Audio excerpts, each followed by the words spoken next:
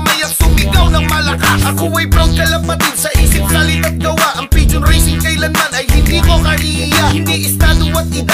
Hello guys, good morning! Welcome back to our channel, Kamandag Pigeon TV. Kumusta? So for today's video mga idol kalapatids, third lap po, mag-aabang tayo ng ibon natin third lap. Bali si Taiwan na lang po yung kinarga natin na knockout po si Kim Jong-un natin mga idol kalapatids. So bali, ayun, 6:15 pinawalan sa Legazpi City mga idol.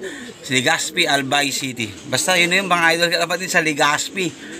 So bali nasa layo siya ng 300 plus kilometers na. Ang laki ng itinalon mga idol kalapatids, 100 plus kilometers siya kasi nasa 215 lang yung Naga.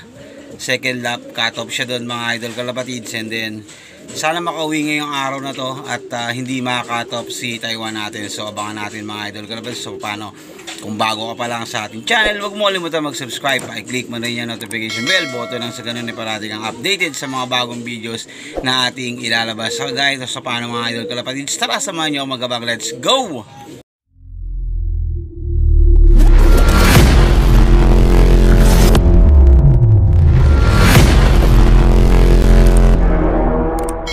Mga idol kalapatids, time check tayo, 10:58. Grabe init mga idol kalapatids, super hard race na naman labanan natin ito. Mukhang mahihirapan na naman si Taiwan natin ito mga idol kalapatids. So bali 6:15 pinawalan. Ayun, meron nang nag-clock bandang Rizal, nasa 1-1 po yung spear lang. Lupit ng mga ibon, ang bibilis ng ibon mga idol kalapatids. At siguro maya-mayang konti padatingan na rin dito banda sa may babaan. So, yun, abangan lang natin mga idol kalapatid. Sobrang init oh. Grabe yung init oh. So, bali si Taiwan na nga lang yung, gaya ng sinabi ko, si Taiwan na nga lang yung ating isali. Na knockout na si Kim Jong-un mga idol kalapatid. Sinali natin siya sa knockout. So, bali, hindi nga siya nakapagpaklak. Kinabukasan siya nakauwi. So, wala na yun mga idol kalapatids. Laglag na agad yun.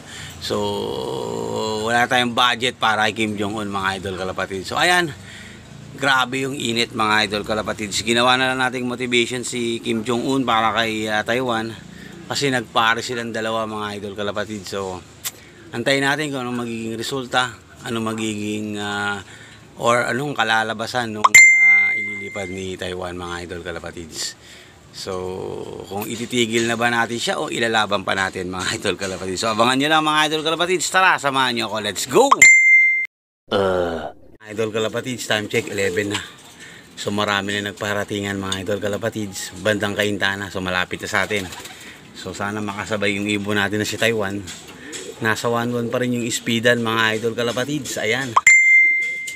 Maraming salamat mga idol kalapatids sa nanonood hanggang ngayon, sa hindi pa rin bumibitaw kahit late upload na tayo lagi. So at least na-update ko pa rin kayo sa race natin. Sobrang busy lang natin mga idol kalapatids. So ayan. At kung gusto nyo malaman pa yung mga ibang details sa kalapati natin, follow nyo po yung naging Facebook mga idol kalapatids. Panoorin nyo rin yung reels natin mga idol kalapatids. Meron din tayong Facebook page, Kamandag Pigeon TV. So yun po mga idol kalapatids, doon lang din po tayo mag-update kung wala po tayong update sa YouTube. So ayan, wala pa rin mga idol kalapatid. Sobrang init na, abang-abang pa rin tayo. Samahan nyo ako, huwag kayong bibitaw mga idol kalapatid. Sana makapagpaklak tayo ngayong sa Legazpi City mga idol kalapatids. Akala ko si Taiwan na, ibon lang pala mga idol kalapatid. So ano, let's go! 7 hours later. Kasi ayun na, dumating na si... Binigyan ako ng buhay. Pasok! Sok! Grabe, ang laki ng binaksak ng katawan. So may tubig naman na tayo doon, electrolytes. Ayun, tukod na tukod. So bali papasukin ko lang mga idol kalapatids. Wala, ngal-ngal talaga o putik yan. Pero clock to mga idol kalapatids. Maraming salamat. Binigyan pa tayo ng isang pagkakataon. Ayaw yata nito magpahinto ah. So clock ko lang muna. Matagal-tagal na ako nagbibideo. So clock tayo mga idol kalapatids. Ayan si Taiwan natin. Sobrang payat. Nahirapan si Taiwan natin mga idol kalapatids. So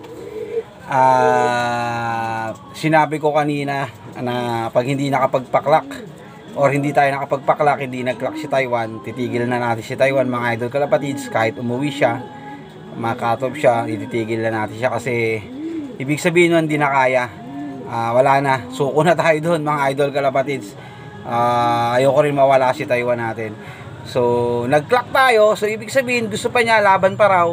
Bibigyan pa natin ng chance si Taiwan or bibigyan pa ni Taiwan yung chance niya na mapatunayan na kayang-kaya niya hanggang dulo. Hanggang kalbayog to, mga idol kalapatids. Bali, 4 na lap, 3 lap na lang, mga idol kalapatids. So, susunod na lap natin. Hindi ko alam kung saan banda, bulan na yata, mga idol kalapatids. So, basta, hindi ko alam, mga idol kalapatids. Titingnan na lang natin, babalitaan ko kayo sa mga susunod natin video. So ito si Taiwan natin, mga idol kalapatids. Clock tayo, 3rd lap, Legaspi Albay. So paano, mga idol kalapatids, maraming salamat sa suporta. Hanggang sa muli, God bless, masalama, thank you.